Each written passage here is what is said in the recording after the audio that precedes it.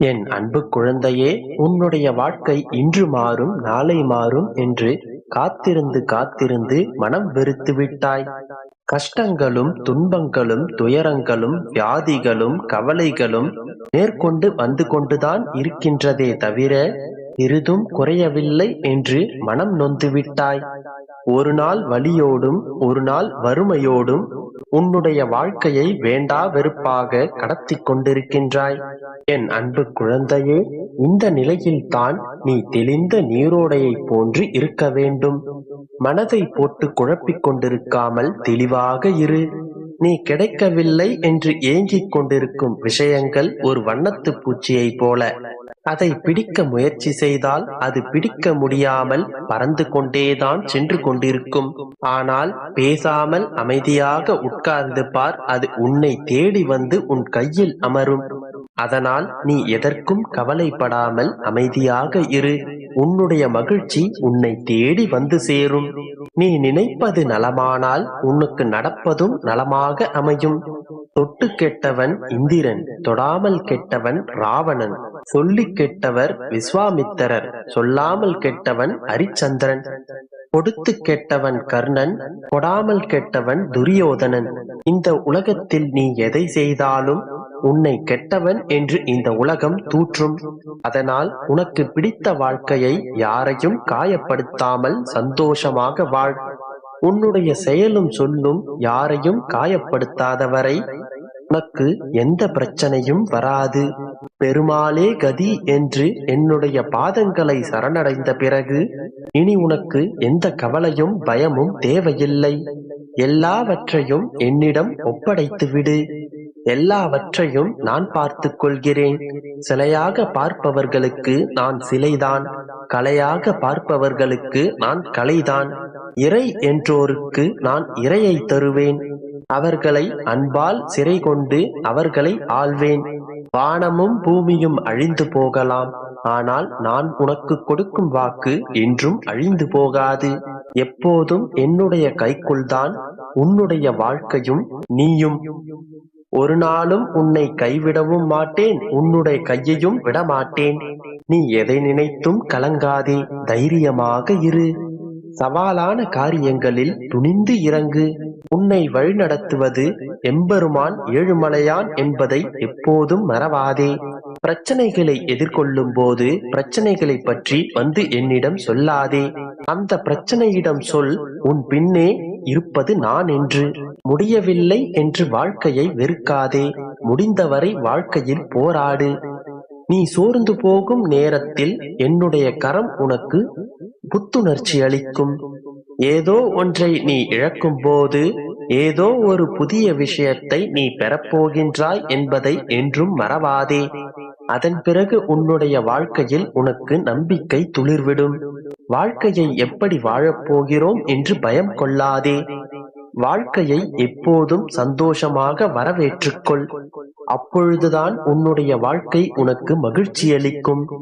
கல்லாக நினைத்தால் என்னை விட்டுவிடு. கடவுளாக நினைத்தால் உன்னுடைய கஷ்டங்களை என்னிடம் கொட்டிவிட்டு நிம்மதியாக இரு. அனைத்தையும் நான் பார்த்துக் கொள்கிறேன். எல்லாம் உனக்கு சாதகமாகவே நடக்கும். நம்பிக்கையோடு இரு, நல்லதே நடக்கும். என் அன்பு குழந்தையே, இந்த நன்னாளில் என் மகளுக்காக மங்களங்களை அள்ளி வந்துள்ளேன். மறுக்காமல் பெற்றுக்கொள் செல்லமே. அஷ்ட ஐஸ்வர்யங்களையும் சகல சௌபாக்கியங்களையும் பெற்று சந்தோஷமாகவே வாழப் போகின்றாய். ஒவ்வொரு நாளும் நான் உன்னிடம் ஒன்றை கூறிக்கொண்டுதான் இருக்கின்றேன். ஆனால் இதுவரை எதுவும் நடக்கவில்லை என்று தானே சோர்ந்து போய் இருக்கின்றாய். ஒன்றை நன்றாக புரிந்து கொள்.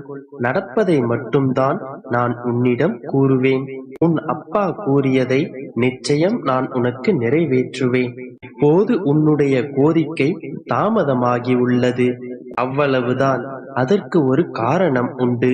அதை கூறும் தருவாயில் நான் இருந்தாலும் அதை கேட்கும் மனநிலையில் நீ இல்லை. அதனால்தான் இந்த தாமதம் செல்லமே. ஆனால் உன்னிடம் நான் வாக்கு கொடுத்தபடி உன்னை காப்பாற்ற 7 கடல் 7 மலை அனைத்தையும் தாண்டி வருவேன்.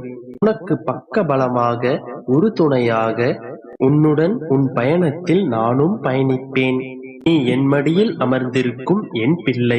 உன்னை எப்படி நான் கீழே இறக்கி விடுவேன்? இன்னும் சில நாட்களில் மாற்றத்தின் பிரமிப்பினை நீ உணரப் போகின்றாய்.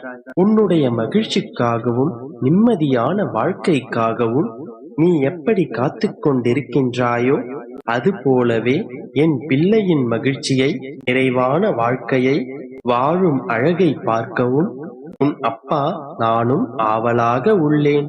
சிறிது காத்திரு, கொஞ்ச காலம் பொறுத்துக்கொள். உலகத்தில் எது மாறினாலும் உன் அப்பா நான் கொடுத்த வாக்கு என்றும் மாறாது. மலையளவு உள்ள வைக்கோற் போருக்கு ஒரு தீக்குச்சி போதும், எரித்து சாம்பலாக்கிவிடும். அதுபோல மலையளவு உனக்கு கர்ம வினைகள் இருந்தாலும் இந்த அப்பாவின் பார்வை பட்டதும் உன் கால்கள் என்னுடைய ஆலயத்தை தொட்டவுடன் எல்லா கர்ம வினைகளும் எரிந்து சாம்பலாகி விட்டன. கடந்த கால கஷ்டங்கள், இழப்புகள், ஏமாற்றங்கள், நஷ்டங்கள், காயங்கள், தோல்விகள் என்று எல்லாமும் மறந்து போகும் அளவிற்கு நான் உனக்கு மிகப்பெரிய மகிழ்ச்சியை தரப்போகின்றேன். உன்னால் ஒன்றும் செய்ய முடியாது என்று நினைக்கிறார்கள். ஆனால் ஒரு நாள் நீ நட்சத்திரமாக ஜொலிக்கப் போகின்றாய். அவர்கள் தலை நிமிர்ந்து பார்க்கும் அளவிற்கு உயரத்திற்கு செல்வாய் என்று அவர்களுக்கு தெரியாது. அன்று உன்னுடைய வாழ்க்கையில் ஒளி மட்டுமே நிறைந்திருக்கும். இப்போது இந்த சுபவேளையில் சொல்கின்றேன் கேள்.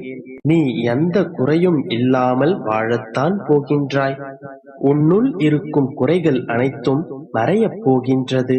நீ கையேந்திய வரங்கள் ஒவ்வொன்றாக கிடைக்கப் போகின்றது. எனவே என் அன்பு குழந்தையே, இங்கு எல்லா காரியங்களுக்கும் சரியான நேரம் அமையும்.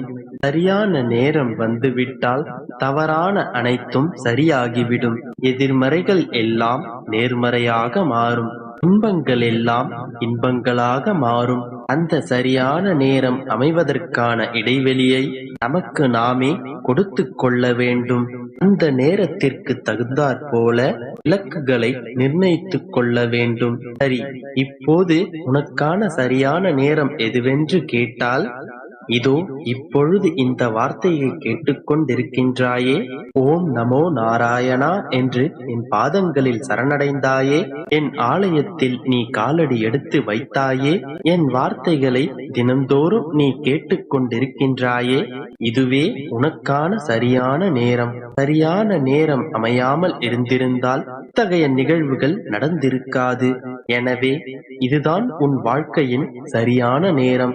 இப்போது உன்னுடைய சிந்தனை மாற்றத்திற்கான முயற்சியை நோக்கி இருந்தால் காலம் உனக்கு வெற்றியை பரிசாக கொடுக்கும். இருள் எப்போதும் நிரந்தரமல்ல மகளே. ஒவ்வொரு இருளையும் காலம் வெளிச்சமாக்குவது போல ஒவ்வொரு துன்பத்தையும் காலம் இன்பமாக மாற்றும். அதன் பின் அனைத்தும் மாறிவிடும். ஒதுக்கி சென்றவர்கள் உன்னை தேடி வருவார்கள். குறை சொன்ன வாய்கள் நிறைகள் சொல்லும். உலகமே உன்னை உதாரணமாக்கும். கேலி செய்கிறார்கள், அவமானப்படுத்துகிறார்கள், புறக்கணித்து செல்கின்றார்கள், விமர்சனங்களை வீசுகிறார்கள் என்று புலம்புகிறாயே. இவை எல்லாவற்றிற்கும் பதில் உன்னுடைய வெற்றியாக இருக்க வேண்டும்.